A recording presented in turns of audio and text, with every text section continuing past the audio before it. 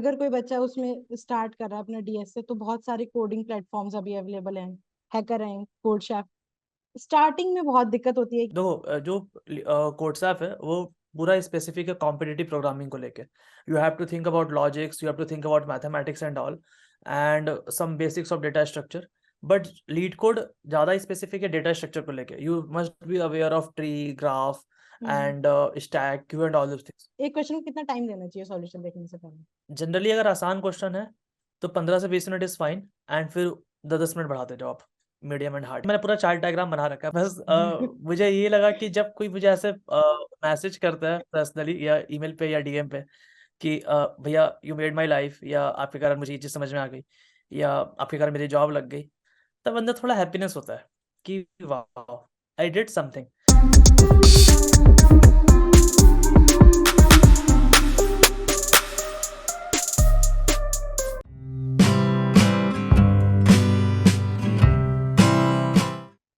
Hello. Hi friends. Hi hi. Hi Akshata. तो सच में यार, thankful to you, really thankful कि इतना अच्छा आपका चैनल है। और जो मैं रिव्यूज वगैरह सुनती हूँ अपनी सब फ्रेंड्स से, क्योंकि मैं जावा कर रही हूँ तो इतना चैनल आपका देखा नहीं था सी प्लस प्लस में। तो मेरी फ्रेंड है, एक्चुअली मेरी सिस्टर है वत्सला। तो हाँ। मैं जब पॉडकास्ट का चैनल स्टार्ट कर रही थी तो उसने कहा इनको जरूर कांटेक्ट करियो। वो अच्छा। ओके। आप कॉलेज में हो? हाँ, थर्ड ईयर। अच्छा अच्छा, कौन से कॉलेज में हो? जेएसएस नोएडा। अच्छा, आप नोएडा में हो अभी? अच्छा अच्छा, सही है सही है, काफ़ी सही है। मैं नोएडा आई गेस जैन में आया था। हाँ। तो first I would like to know कि आपका जो चैनल है, आपका यूट्यूब चैनल भी है और आपका आप जॉब भी कर रहे हो, तो पहले आपने क्या चीज स्टार्ट करी थी इन दोनों में से, और क्यों स्टार्ट करी थी पहले? मतलब पहले यूट्यूब ठीक छोड़ दिया है। था? श्योर। हाँ, जैसे कि सबसे पहले मैंने यूट्यूब स्टार्ट किया था। बेसिकली यूट्यूब मैंने स्टार्ट किया था अपने कॉलेज डेज से। एंड जैसे काफ़ी सारे यूट्यूबर होते हैं जो इसको एज अ प्रोफेशन ट्रीट करते हैं कि ठीक है, इस पर ग्रो करना है, सब्सक्राइबर लाना हम्म। है। स्टिल अभी तक मेरा वो मोटिव नहीं रहा है। एंड मैंने सेकेंड ईयर से स्टार्ट किया था। उसका रीज़न ये था कि जब मैं कॉलेज डेज में प्रोग्रामिंग करता था तो हम्म। मुझे काफ़ी एफर्ट मारना पड़ा, बिकॉज मेरी पूरी फैमिली में या मुझे कहीं भी कभी ऐसा स्कूलिंग टाइम से भी मुझे कभी ऐसा बैकग्राउंड नहीं मिला कंप्यूटर और प्रोग्रामिंग का, तो मुझे कुछ आइडिया था नहीं ज़्यादा। तो सीनियर्स के थ्रू, ऐसे गूगल के थ्रू करते करते, कोर्सेफ के थ्रू करते करते काफ़ी ज़्यादा मैं सीख गया था उस टाइम तक। एंड कॉलेज में जो कॉम्पिटिशन्स होते थे, जो इंटर कॉलेज कॉम्पिटिशन्स होते थे, उसमें मैं मेरी रैंकिंग अच्छी रहती थी। लेकिन बहुत सारे फ्रेंड्स थे जो दूसरे दूसरे बैकग्राउंड से थे। आईसी से थे, कुछ आईटी से थे, कुछ हम्म। सीएससी से थे। They always used to be like कि प्रिंस तुम्हारी कोडिंग इतनी अच्छी है, मुझे ये बता दो, मुझे इसमें दिक्कत है, मुझे उसमें दिक्कत है। तो तरह तरह के क्वेश्चन पूछते रहते थे। आई वॉज लाइक कि मेरे खुद के दोस्तों को इतनी प्रॉब्लम है तो पूरे इंडिया में कितनी बड़ी प्रॉब्लम होगी। तो let's start to create a channel. And जितना मुश्किल से मैंने सीखा है, बिकॉज मैंने भी काफ़ी एफर्ट मार के सीखा, उसमें मुझे कोई रिसोर्सेज मिला नहीं कि जहाँ से मैं स्टार्ट कर सकूँ। और उससे बड़ी चीज़, कुछ मिले भी तो कुछ ऐसे हिंदी में नहीं मिले, क्योंकि I am kind of person from Jharkhand या बिहार। तो उधर ज़्यादा हिंदी ज़्यादा समझ हाँ में हाँ आता हाँ है एज बिल्कुल। कम्पेयर टू अगर आप ऐसे इंग्लिश में बोलना स्टार्ट कर दो तो आपको मेरे टोन से भी ऐसा समझ में आता होगा। तो अ, तो वो चीज़ मुझे ज़्यादा अट्रैक्ट करती है। और वैसा मुझे कुछ मिला नहीं समझने के लिए। देन स्टार्टेड कि चलो जो आता है, जितना आता है, जितना एफर्ट सीखा उसको सिखाते हैं। बस बनाते चले गए videos. Never thought about subscriber and views. And still अभी तक नहीं सोच रहा मैं। इट्स ऑल अबाउट कि मतलब कि जो लगता है, जो जितना एफर्ट से मैंने सीखा, आई फील द पेन जो लोगों को समझ में नहीं आता है।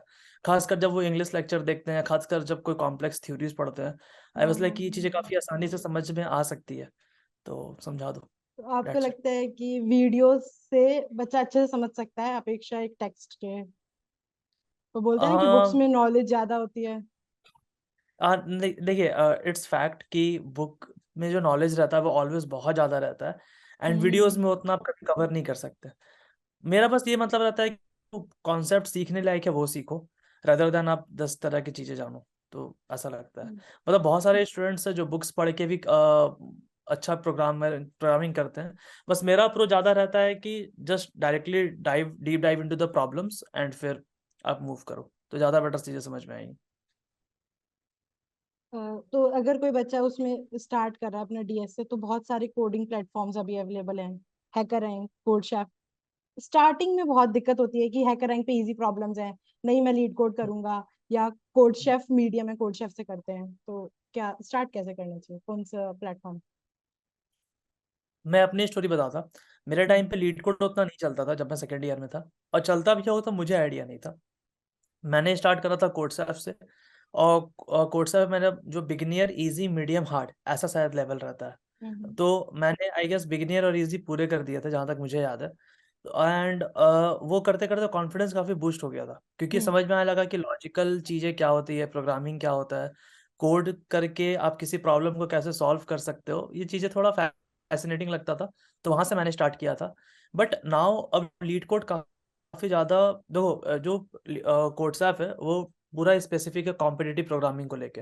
You have to think about logics, you have to think about mathematics and all, and some basics of data structure. But LeetCode ज़्यादा स्पेसिफिक है डेटा स्ट्रक्चर को लेके। You must be aware of tree, graph and stack, queue and all this things. But obviously वो सारी चीज़ें कोड्सैप में भी present है। बट कोड्सैप थोड़ा लॉजिकल और मैथमेटिकल ज़्यादा सिखाता है, एज कम्पेयर टू ज़्यादा focus on the data structure वाला पार्ट।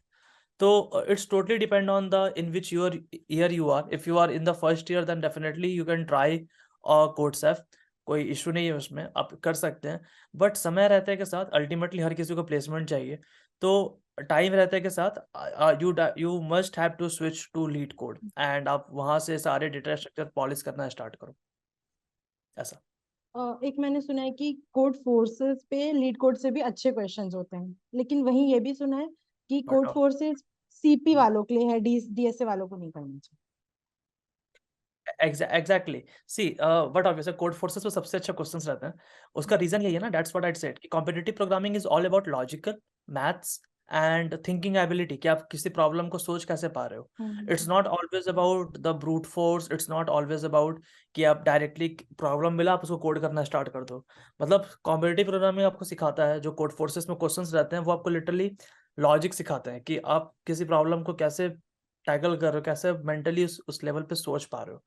तो इसलिए वहाँ के क्वेश्चन ज़्यादा अच्छे रहते हैं। और लीड कोड ये सब में क्या है कि अगर कोई क्वेश्चन है तो डेफिनेटली वो स्टैक के ऊपर फ्रेम होगा, या क्यू के ऊपर फ्रेम होगा, या फिर वो ग्राफ के ऊपर फ्रेम होगा। तो थोड़ा टॉपिक सेंट्रिक हो जाता है। बट सीपी में ऐसा नहीं है, कॉम्पिटिटिव प्रोग्रामिंग में ऐसा नहीं है। कोड फोर्सेस ये सब में जितने भी क्वेश्चंस रहते हैं वो पूरा लॉजिकल्स रहते हैं। तो ऐसा ये सिस्टम है। तो अगर कोई स्टूडेंट है वो अपनी लीड कोड पे प्रोफाइल मेंटेन कर रहा है, तो उसमें हम्म। वहां पे वो ग्रीन डॉट्स दिखते हैं हमें कंसिस्टेंसी के, जो राइट, एकदम से राइट। प्रोफाइल खोलते ही हमको डायरेक्ट वही दिखता हाँ, है किसी के प्रोफाइल पे भी। हाँ, हाँ। तो उसको कैसे अचीव कर सकते हैं, कैसे मेंटेन कर सकते हैं, क्योंकि जब हम कॉन्सेप्ट पढ़ने के लिए वीडियोस को देखने निकलते हैं तो कहीं ना कहीं हमारी लीड कोड की प्रोफाइल पे प्रैक्टिस छूट जाती है। Got it, got it. So but obvious है, जो ग्रीन मार्क है वो मोटिवेट तो करता है। मुझे भी अपने टाइम पे करता था, काफी करता था कि यार वो ग्रीन नहीं छूटना चाहिए, वो ग्रीन फ्लैग ही हमारी प्लेसमेंट की निशानी है। But the thing is that कि the green mark shows the consistency, कि आप कितने कंसिस्टेंट हो चीज़ों को लेके। एंड कंसिस्टेंसी तभी आएगी जब आप थोड़ा पैशनेट रहोगे प्रोग्रामिंग को लेके। यू मस्ट, ठीक है आप वीडियोस देख रहे हो और पढ़ाई कर रहे हो, आई एग्री। बट इतना भी कोई इंसान बिजी नहीं होता है कि उसको एक क्वेश्चन करने का समय ना मिले। और समटाइम्स आप थोड़ा चीट भी कर सकते हो। ग्रीन अगर आपका लग रहा है कि 7 दिन, आप 7 दिन में से अगर आपने 6 दिन अच्छा काम किया और एक दिन लग रहा है कि नहीं हो पा रहा है, तो किसी पुराने से रिपीटेटिव क्वेश्चन को उठा के फिर से पेस्ट कर दो। बहुत लोग करते हैं, ठीक है, मैं भी अपने वाह। टाइम पे करता था। तो वो क्योंकि अपना मोटिवेशन ही मेंटेन रहना चाहिए इस चीज को लेके कि हाँ ग्रीन नहीं टूटना चाहिए। बट अगर आप 7 दिन में वो चीज 6 दिन सेम कर रहे हो और एक दिन क्वेश्चन सॉल्व कर रहे हो, तो वो गलत है। खुद से ऑनेस्टी जरूरी है। एंड अल्टीमेटली, या it's not about Green Marc, but हाँ वो मोटिवेट करता है, एग्री। एंड आप चाहे जितना भी कह लो, चाहे कोई भी स्टूडेंट जितना भी कह ले कि वो वीडियो देखने में व्यस्त था, अभी कॉन्सेप्ट पढ़ ही रहा है, तो थोड़ा समय लगेगा सॉल्व करने में। बट ठीक है ना, तो उस मोमेंट पे कोई आसान सा क्वेश्चन प्रैक्टिस कर लो, या उस मोमेंट पे वो क्वेश्चन प्रैक्टिस कर लो, दोबारा से तुम उसको सॉल्व कर लो जो तुमसे पहली बार में नहीं बना था। तो वो भी एक तरह का लर्निंग है। तो या जो लीड कोड पे हमें बैचेस मिलते हैं वो भी बहुत मोटिवेट करते हैं। तो उनमें से एक बैच होता है जो डेली क्वेश्चंस, एक डेली क्वेश्चन आता है लीड कोड पे उसको लेकर। तो कई बार होता है कि हमने वो टॉपिक पढ़ा नहीं है, उस टॉपिक का क्वेश्चन है, तो कुछ बच्चे कभी कभी करते हैं कि वो सॉल्यूशन पेस्ट कर दिया या थोड़ा ट्राई किया, नहीं हुआ, क्वेश्चन का सॉल्यूशन देख लिया। तो ये किस हद तक सही है और किस हद तक नुकसान हो सकता है, क्योंकि नुकसान तो हमें दिख जाता है। एक फायदा मैंने सुना था कि अगर हम बीच बीच में हार्ड क्वेश्चंस करते हैं तो हमारा सोचने का तरीका जल्दी बढ़ता है। अ, अब ये तो मैं नहीं कह सकता, लेकिन मैं ये ज़रूर कह सकता कि अगर आपने सॉल्यूशन देख लिया और पेस्ट कर दिया, हम्म। तो मेरे नज़र में ये तब तक गलत नहीं है जब तक कि आपने उस पे अटेम्प्ट किया है। अगर आपने 15 minute, 20 minute, half an hour, 1 hour, डेढ़ घंटे, 2 घंटे तक का समय दिया एंड आपने फिर उसके कोड को देखा, ठीक है? एंड आपने कोड समझ लिया कि कोड कैसा हाँ हो रहा जी। है, ये इसका लॉजिक क्या है। आपने खुद से ड्राई रन किया एंड उस कोड को खुद से कॉपी में एक बार लिख लिया, बिना देखे, ठीक है? एंड बहुत बार होता है कि ठीक है, सम पॉइंट ऑफ टाइम पे ये ठीक है कि यार दिख रहा है कि बंदे ने फॉर लूप लगाया है और ऐसे-ऐसे लॉजिक है, ये तो मुझे पता है, बट इतना कौन लिखे? Just copy it and paste it. समझ में आ गया है, that's fine, but copy it, paste it. थोड़ा-सा मुझे ये गलत लगता है, करने का कर सकते हो, कोई इश्यू नहीं करेगा आपको, लेकिन जब पूरा का पूरा लिखोगे तो उसकी बात कुछ अलग है। कहीं न कहीं ये बैक ऑफ द माइंड में चीज़ें रह जाती है कि आपने जो खुद से लिखा है और कॉपी किया है, अगर आपने खुद से लिखा होगा तो वो आपको बैक ऑफ द माइंड में रह जाएगा और आपको ऑलवेज़ वो हेल्प करेगा। मतलब कुल मिला के जो इन टोटल अगर मैं कंक्लूज़न दूँ, तो अगर आप कोड देख रहे हो और कोड देख के समझ जाओ, फिर उसको बंद कर दो और खुद से लिखो और फिर कॉपी मत करो। That's it. अगर आप ये कर रहे हो समझ के तो ठीक है। नाउ अब सेकंड पॉइंट आता है कि भैया समझेंगे तब ना जब टॉपिक समझ में आता होगा। हो सकता है हमने वो टॉपिक पढ़ा ही ना हाँ हो, हाँ हाँ। ठीक है? तो उस केस में क्या किया जाए? तो उस केस में कुछ नहीं किया जाए। अगर आपको स्ट्रीक मेंटेन करना है तो आप कर लो, लेकिन आपका फर्स्ट एंड फॉरमोस्ट प्रायोरिटी ये होना चाहिए कि आप उस टॉपिक को सबसे पहले पढ़ो। उस टॉपिक को पढ़ो एंड स्पेसिफिक उसी टॉपिक को पढ़ो जिस पे जिसके बेसिस पे वो क्वेश्चन सॉल्व हो रहा है। एंड उस टॉपिक को पढ़ने के बाद वो क्वेश्चन को फिर से अटेम्प्ट करो।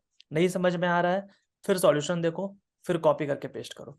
तो वो एफिशिएंट सॉल्यूशन है, जो कि मैं किया करता था। बहुत बार मुझे टॉपिक्स नहीं समझ में आता कि टॉपिक्स किस टॉपिक का चल रहा है, तो देख के पढ़ने के बाद समझ में आ जाता है। Although sometime it get requires 2 से 3 दिन लग जाते थे, हम्म। But it's fine.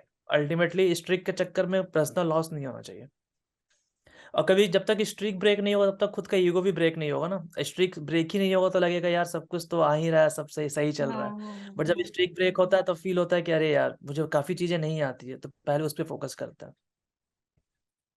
तो अभी जैसे आपने बोला कि वो बच्चा क्वेश्चन ट्राई कर रहा है तो फिर वो सॉल्यूशन देख रहा है। अगर टॉपिक करा हुआ है, उसके ही वो क्वेश्चन प्रैक्टिस कर रहा है और क्वेश्चन नहीं बन रहा है, तो कितनी देर तक एक क्वेश्चन को कितना टाइम देना चाहिए सॉल्यूशन देखने से पहले?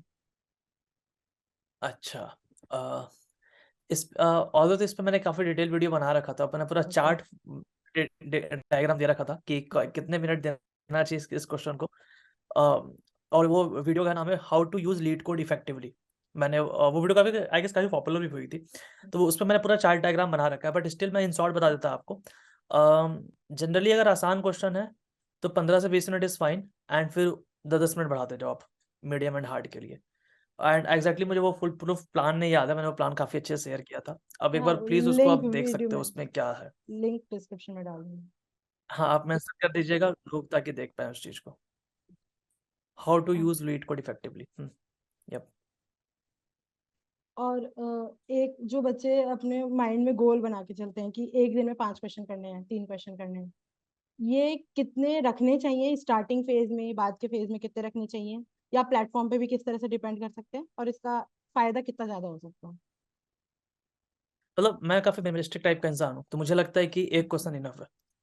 अगर आप एक क्वेश्चन कर रहे हो तो हाँ, वो लाइफ चेंज कर देगा। मतलब बहुत ज़्यादा अपने आप से एक्सपेक्टेशन मुझे कभी रहती नहीं है और मैं भी एक्सपेक्ट करता हूँ कि लोग भी इस चीज़ को समझें, ताकि ओवर बर्डन नहीं होता है। जब अपने आप से ज़्यादा एक्सपेक्ट करने लगते हो तो फिर आप थोड़ा बर्डन फील करने लगते हो कि यार 2 करना है, 3 करना है। अगर आप 1 कर रहे हो, ठीक है, दैट्स फाइन, चलेगा, कोई इश्यू नहीं है। लेकिन 1 का कंसिस्टेंसी एटलीस्ट मेंटेन रखो। 2 कर पाते हो खुशी से, शौक से, अंदर से, किसी को प्रूफ नहीं करने के लिए, देन आप कर सकते हो, कोई भी इश्यू नहीं है, बट 1 तो करो। तो जैसे ये अभी आप यूट्यूब चैनल पे वीडियोस वगैरह अपलोड करते हो, तो इससे आपको पर्सनली कितना फायदा होता है, लाइक कम्युनिकेशन स्किल्स या अदर सॉफ्ट स्किल्स का, जो आपको अपने लेवल पे फील होता हो कि ये चैनल मैंने स्टार्ट किया तो मुझे ये मुझे लगता है बहुत इंप्रूव हुई मेरी ये चीजें? अच्छा, ये ट्रिकी क्वेश्चन है मेरी। अ, बस मुझे ये लगा कि जब कोई मुझे ऐसे मैसेज करता है पर्सनली या ईमेल पे या डीएम पे, कि भैया यू मेड माई लाइफ, या आपके कारण मुझे ये चीज़ समझ में आ गई, या आपके कारण मेरी जॉब लग गई, तब अंदर थोड़ा हैप्पीनेस होता है कि वाह आई डिड समथिंग। जब बहुत बार मैं बाहर जाता हूँ तो कुछ लोग ऐसे पहचानते हैं, तो मुझे लगता है कि ठीक है, कुछ तो किया है, दैट्स इट। उससे ज़्यादा कभी ऐसा कुछ फ़ील नहीं हुआ कि मैं बहुत ज़्यादा कुछ हो गया, ऐसा कभी कुछ नहीं हुआ। तो अभी आपका क्या विजन है अभी आगे? जैसे आप जॉब भी कर रहे हो, यूट्यूब चैनल भी है, तो आगे क्या विजन है? मतलब सोचा क्या है कि ऐसा कुछ करना है? जैसे आपने बोला कि कोई स्टूडेंट आपको मैसेज करता है तो आपको एक अंदर से वो खुशी होती है जिसको शायद नहीं समझा सकते होंगे, क्योंकि हाँ, राइट, राइट। मटेरियलिस्टिक थिंग्स वो नहीं खुशी दे सकती, जब आप खुद एक्सपीरियंस करते हो तभी वो चीज पता चलती है। राइट, हमें तो राइट। अगर जब कोई ऐसा कोई ऐसे मैसेज करता है कि भैया यू डिड ग्रेट जॉब, तो मुझे लगता है अच्छा सच में कुछ ग्रेट किया है। ऐसा फील होता है। Sometimes most of the students like कि भैया भगवान हो, आई वाज लाइक कि ये हाँ। ज़्यादा हो गया। तो इस सब मोमेंट में अच्छा फील होता है, लगता है कि हाँ, वर्थ इट है, मेरा इतना टाइम देना मेरे लिए वर्थ इट रहा, जितना मैंने पढ़ाया वो वर्थ इट रहा। तो वो सब चीज़ें मुझे लगता है कि बस वर्थ इट रहा। मुझे ऐसा नहीं लगता मैंने कोई चीज़ें वेस्ट करी। एंड विज़न के लिए भी मेरे मुझे लगता है कि यही हैप्पीनेस ही एक मुझे लगता है विज़न है। आज के टाइम पे मतलब मैं भी अपने टाइम पे काफ़ी स्ट्रेस लिया करता था, जो कि कॉमन है इवन आज के टाइम पे भी। I just want to be like कि थोड़ा स्ट्रेस कम लेना चाहिए लोगों को, और मैं भी कोशिश करता हूँ थोड़ा स्ट्रेस कम लेने का। एंड मैं ज़्यादा चीज़ें सोचना नहीं चाहता, because I guess future planning always ruin हो जाता है। मतलब आप जितना भी चीज़ें प्लान करके चलो, आई गेस उतना नहीं हो पाता है। पर तो इट्स रेदर हम्म, वो मतलब फ्यूचर कुल मिला के ना, अगर आप जब कुछ मतलब ऐसा मेरे साथ होता है, ऐसा बहुतों के साथ भी होता होगा। जब अपन फ्यूचर थिंकिंग करने बैठते हैं ना, कि ये चीज़ें फ्यूचर प्लानिंग करने बैठते हैं, तो वो ओवर थिंकिंग में ज़्यादा कन्वर्ट हो जाता है। अपन ज़्यादा सोचने लगते हैं। हम्म, मतलब वो फ्यूचर प्लानिंग कम रह जाता है और ओवर थिंकिंग ज़्यादा हो जाता है। That's why I don't वांना think more. I was like कि जो चल रहा है लाइफ में ठीक है, जब जो आएगा देखेंगे। ये एटीट्यूड में थोड़ा ज़्यादा चलता हूँ मैं, बट मैं ऐसा रिकमेंड नहीं करता हूँ लोगों को कि इस एटीट्यूड में चलना चाहिए। आई वाज़ लाइक कि थोड़ा सोचना चाहिए चीज़ों को लेके कि क्या चल रहा है, क्या नहीं। तो हाँ, एक क्वेश्चन मुझे ये पूछना था कि जब जैसे कोई स्टूडेंट है वो डीएसए डीएसए डीएसए डीएसए कर रहा है, वेब डेवलपमेंट या एंड्रॉइड डेवलपमेंट या मशीन लर्निंग, ये सब टेक्निक्स टेक्नोलॉजीज नहीं कर रहा है, तो कहीं ना कहीं उसके दिमाग में ये बहुत ज्यादा बड़ा डाउट आता है कि मैंने वेब डेवलपमेंट नहीं करा, मेरे से कोई इंटर्नशिप नहीं निकलेगी, क्योंकि वहां पे वेब डेवलपमेंट चाहिए होती है, मैं अप्लाई किसके थ्रू करूँ?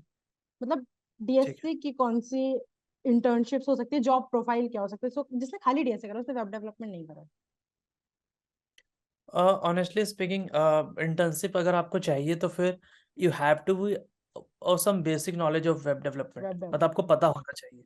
बिकॉज डीएसए के बेसिस पे आप कुछ कर नहीं सकते। इटसेल्फ में आप कुछ सिस्टम नहीं क्रिएट कर सकते until unless hmm. You didn't know the back and and front end.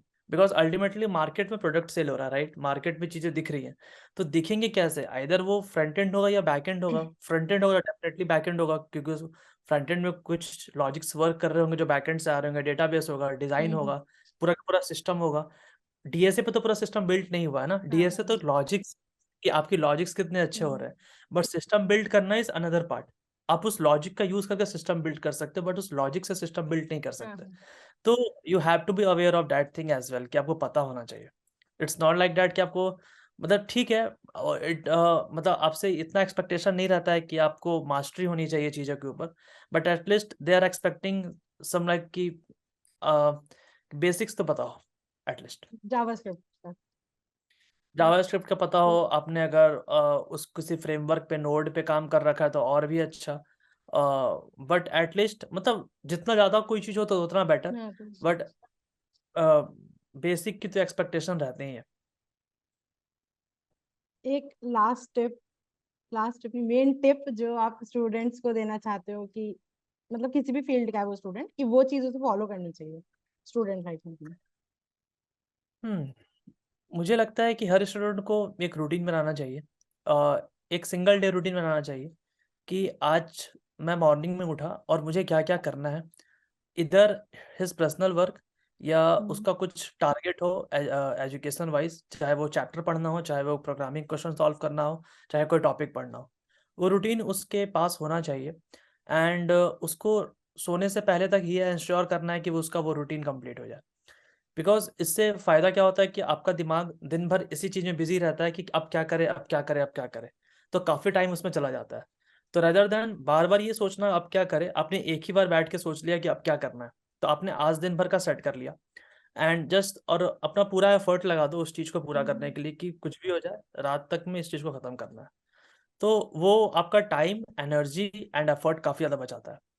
और दूसरा चीज़ जो मुझे लगता है कि स्ट्रेस मत लो लाइफ में, बिकॉज़ मैंने भी एक टाइम पे काफ़ी लिया एंड इसका रिज़ल्ट कुछ मिलता नहीं है। लाइफ में ऐसा हम देखते हैं, हमारे हर जगह ऐसा एग्ज़ाम्पल होता है कि जो बच्चा जितना ज़्यादा चिल और रिलैक्स है, वो लाइफ में उतना अच्छा कर रहा है। द रीज़न बिहाइंड इट कि इसका साइकोलॉजी वर्क करता है, ये साइकोलॉजी है एक्चुअली में। आप जितना रिलैक्स होते हो, आपकी हेल्थ, मेंटल हेल्थ उतनी अच्छी होती है, तो आप उतना एक्टिवली किसी चीज़ में पार्टिसिपेट कर सकते हो, उतना ज़्यादा उतना अच्छा बिहेव कर सकते हो, उतना ज़्यादा अच्छा रिस्पॉन्ड कर सकते हो। तो ये छोटी-छोटी बातें हैं, लेकिन काफ़ी लाइफ में इम्पैक्ट कर देती है। मतलब आई वाज़ लाइक कि अनवांटेड सोचने से कुछ नहीं होगा। जो हाथ में वो करो, हाथ में प्रोग्राम करना है करो, कोड करना है वो करो, कोई चीज़ पढ़ना है वो पढ़ो, rather than lots of thinking कि प्लेसमेंट कैसे लगेगी, जॉब कैसे लगेगा, हम कहाँ जा रहे हैं, दुनिया कहाँ जा रहा है, देश कहाँ जा रहा है। It's not your job, just start working on yourself, definitely आप कहीं न कहीं पहुँच जाओगे। Be happy. हाँ, मतलब अपने साथ आस-पास जितने भी लोग हैं वो हैप्पी रहें, आप हैप्पी रहो। That's I guess perfectly awesome thing जो आप कर सकते हो।